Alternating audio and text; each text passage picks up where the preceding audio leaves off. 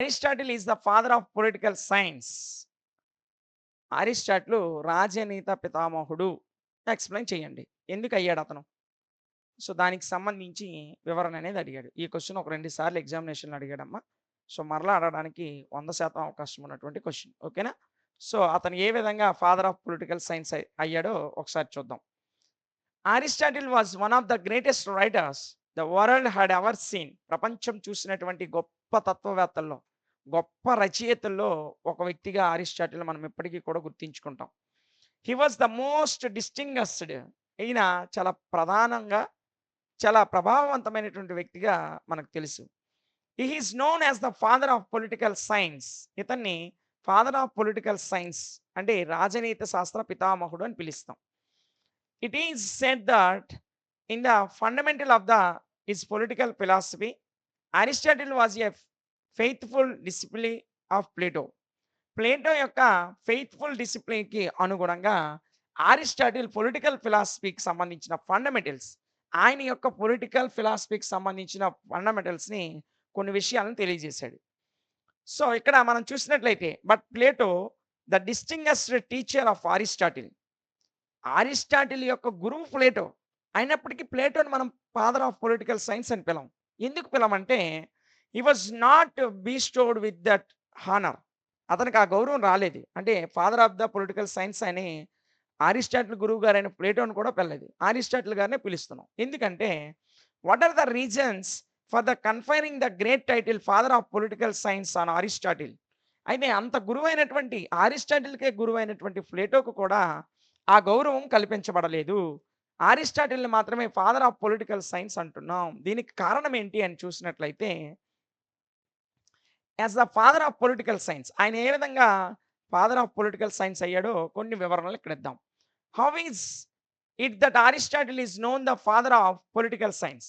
Aristotle ఏ విధంగా father of political science అయ్యాడు అంటే why is the honour not bestowed on his great teacher Plato.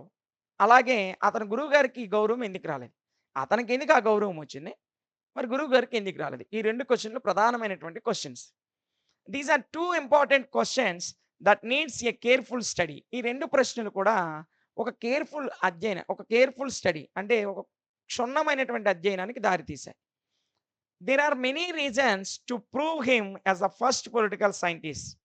So, ఆ 2 ప్రశ్నలని ఒక ప్రధాన అంశాలుగా చేసుకొని అధ్యయనం చేస్తే తెలిసినటువంటి విషయం ఏంటంటే, there are many reasons to prove him as the first political scientist. అనేక రకాల కారణాలు అరిస్టాటిల్ మాత్రమే మొట్టమొదటి పొలిటికల్ సైంటిస్ట్ అని నిరూపించాయి. అందులో మొదటి వన్ వచ్చేసి అరిస్టాటిల్ ట్రూ సైంటిస్ట్. అదేంటో ఒకసారి చూద్దాం. హి made a through and scientific study of the subject before arriving at some conclusions. కొన్ని రకాల కన్క్లూజన్స్ రావడానికి ముందే వాటికి సంబంధించినటువంటి సైంటిఫిక్ స్టడీ ఎవరు చేశారంటే అరిస్టాటిల్ చేశారు. సో, బార్కర్ సెడ్ అరిస్టాటిల్ యొక్క సైంటిస్ట్ అరిస్టాటిల్ ఒక ట్రూ సైంటిస్ట్ అని బార్కర్ చెప్తున్నాడు. ఏమని? The essence of his procedure was observation and registration of all relevant data and the object of his study was. ఆయన ఏ అంశాల మీద అయితే స్టడీ చేశాడో అరిస్టాటిల్ ఏ అంశాల మీద అయితే అధ్యయనం చేశాడో దానికి సంబంధించినటువంటి డేటాని రిజిస్ట్రేషన్ చేయడం కానీ అబ్జర్వేషన్ చేయడం కానీ ఈ ఒక ప్రొసీజర్ వేలో తీసుకొని వెళ్ళాడు. అంటే ఆయన ఏదైనా ఒక అంశం మీద స్టడీ చేస్తున్నప్పుడు దాని యొక్క అబ్జర్వేషను, దాని యొక్క రిజిస్ట్రేషన్ ఇవన్నీ కూడా రికార్డెడ్ డేటాగా ఉంచుకున్నాడు. సో, వాటితో పాటు ఇన్ ఈచ్ కేస్ ప్రతి సందర్భంలో ఈ డిస్కవర్ సమ్ జనరల్ థియరీ. ఆ అంశానికి సంబంధించిన జనరల్ థియరీని కూడా అరిస్టాటిల్ ప్రపోజ్ చేశాడు. ఓకేనా? అది ఒక ముఖ్యమైన కారణం. ఇక ఇండిపెండెంట్ సబ్జెక్ట్. ఆయన ఎవరో చెప్పిన అంశాలు కాకుండా తనకు తానుగా ఒక ఇండిపెండెంట్ సబ్జెక్ట్‌ని చేసుకొని దాని మీద స్టడీ చేశాడు. ఇక్కడ చూడండి. బిఫోర్ అరిస్టాటిల్‌కి ముందు politics was a submerged in ethics. ఎథిక్స్‌లో పాలిటిక్స్ అనేవి స్ సబ్మెర్జ్డ్‌గా ఉండేవి. It was treated as a branch of ethics. So, ఎథిక్స్‌లో పాలిటిక్స్ అనేది ఒక భాగంగా, ఒక బ్రాంచ్‌గా ఉండేది. అరిస్టాటిల్ రాకముందు. అరిస్టాటిల్ పాలిటిక్స్‌ని ఒక ప్రత్యేకమైన కాన్సెప్ట్‌గా అరిస్టాటిల్ వచ్చాక చేశాడు. అంతకుముందు పాలిటిక్స్ అనేది ఎథిక్స్‌లో ఒక బ్రాంచ్‌గా ఉండేది. ఓకేనా? Next he regarded politics as a practical science. అయితే పాలిటిక్స్‌ని ప్రాక్టికల్ సైన్స్‌గా గుర్తించిన వ్యక్తి ఎవరంటే Aristotle. Is he separated it from physics from ethics and made it an independent subject. పాలిటిక్స్‌ని ఒక సెపరేట్ సబ్జెక్ట్‌గా ఎథిక్స్ నుంచి వేరు చేసి ఒక ఇండిపెండెంట్ సబ్జెక్ట్‌గా గుర్తించాడు. Thus Aristotle gave politics the character of an independent science. ఆ విధంగా పాలిటిక్స్‌కి ఒక ఇండిపెండెంట్ సైన్స్‌కి సంబంధించిన ఒక క్యారెక్టర్‌గా ఎవరు పునాది వేశారంటే అరిస్టాటిలే. అరిస్టాటిల్ ముందున్నటువంటి గురువుగారు ప్లేటో గారు కూడా పాలిటిక్స్ అనేది ఒక ఎథిక్స్‌లో బ్రాంచ్‌గానే చూసారు. ఆ పాలిటిక్స్ అనే దాన్ని ఎథిక్స్ నుంచి వేరు చేసి, దాన్ని ఒక ఇండిపెండెంట్ సైన్స్‌గా, ఒక ఇండిపెండెంట్ సైన్స్‌కి సంబంధించిన ఒక క్యారెక్టర్‌గా గుర్తించినటువంటి వ్యక్తి ఎవరంటే అరిస్టాటిల్. అంటే పొలిటికల్ సైన్స్ అనేది స్టార్ట్ అయింది అరిస్టాటిల్‌తో. అంతకుముందు ప్లేటో కాలంలో పొలిటికల్ సైన్స్ లేదు. దాన్ని ఒక ఎథిక్స్‌లోని బ్రాంచ్‌గానే చూసేవారు. దాన్ని ఎథిక్స్ నుంచి వేరు చేసి, దాన్ని ఒక స్పెషల్ సబ్జెక్ట్‌గా గుర్తించిన వ్యక్తి ఎవరంటే అరిస్టాటిల్. ఓకేనా? Next comparative method. He introduced a new methodology for the study of political science. Political సైన్స్‌ని స్టడీ చేయడానికి ఒక సరికొత్త పద్ధతిని అరిస్టాటిల్ ఇంట్రొడ్యూస్ చేశాడు. అదేంటంటే he employed comparative method for its study. So, ఆయన అధ్యయనానికి ఒక కంపారిటివ్ మెథడ్‌ని ఎంప్లాయ్ చేసుకున్నాడు. He studied 158 constitutions and laid down some universal principles. కొన్ని యూనివర్సల్ ప్రిన్సిపల్‌కు అనుగుణంగా ఒక 158 కాన్స్టిట్యూషన్స్‌ని, అంటే అప్పట్లో గ్రీస్‌లో స్టేట్ సిటీస్ ఉండేవి. ప్రతి స్టేట్ సిటీకి కూడా ఒక కాన్స్టిట్యూషన్ ఉండేది. అలాంటి 158 రాజ్యాంగాలను అధ్యయనం చేశాడు అరిస్టాటిల్ గారు. ఆయన యొక్క స్టడీస్‌కి అనుగుణంగా ఆయన తీసుకొచ్చినటువంటి పొలిటికల్ సైన్స్ అనే దాన్ని వివరించడం కొరకు, దానికి సంబంధించి ఒక కొత్త వే, ఒక కొత్త సరికొత్త మార్గాన్ని ఏర్పాటు చేయడం కొరకు 158 రాజ్యాంగాలను అధ్యయనం చేశాడు ఈయన అరిస్టాటిల్ గారు. ఓకేనా? Next he established a working relationship between political and economic institution.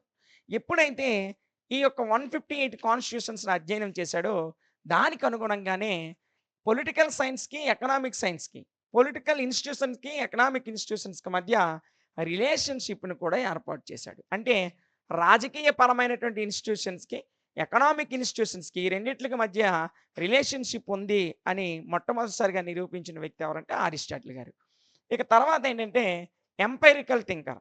అంటే సామ్రాజ్యపరమైనటువంటి ఆలోచన కలిగినటువంటి వ్యక్తి. అదేంటంటే he was an empirical thinker. He made an objective study of the problem. ఒక ప్రాబ్లమ్ యొక్క ఆబ్జెక్టివ్ స్టడీని ఈయన ఏర్పాటు చేశాడు. మ్యాక్స్ హార్నర్, మ్యాక్స్ హార్నర్ అనేటువంటి రైటర్ సెడ్ దట్, ఏం చెప్పాడంటే Aristotle tired of ideal state portrayed by Plato and others turned to political politics based on empirical method. Aristotle political పాలిటిక్స్‌ని empirical మెథడ్‌కి అనుగుణంగా తీసుకొనొచ్చాడు అని ఈయన చెప్పాడు. అదేవిధంగా కార్ల్ ఫ్రెడరిక్ ఏం చెప్పాడంటే, ఈయన కన్క్లూజన్ ఇచ్చాడు. Aristotle was the first man in world's literature who applied a deeply inductive method to the divorce of phenomenon of the state.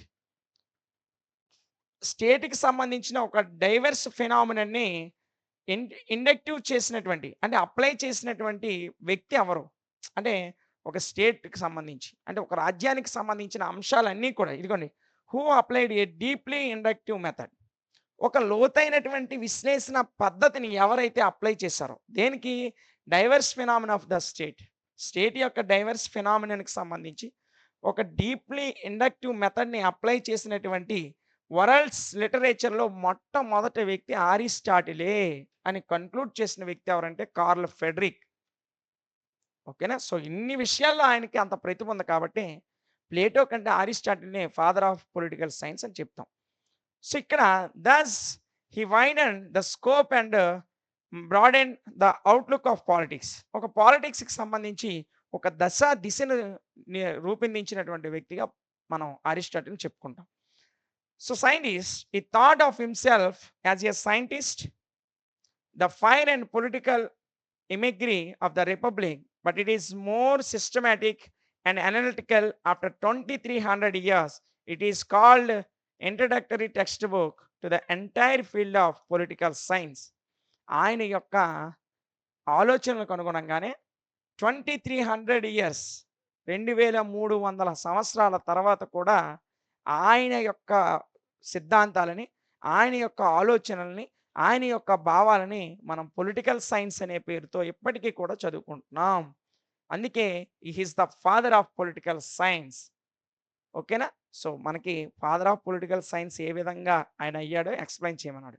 So, ఆ విషయాలన్నింటిని కూడా one by one, one by one, one by one step by step వివరించుకుంటూ వచ్చాం.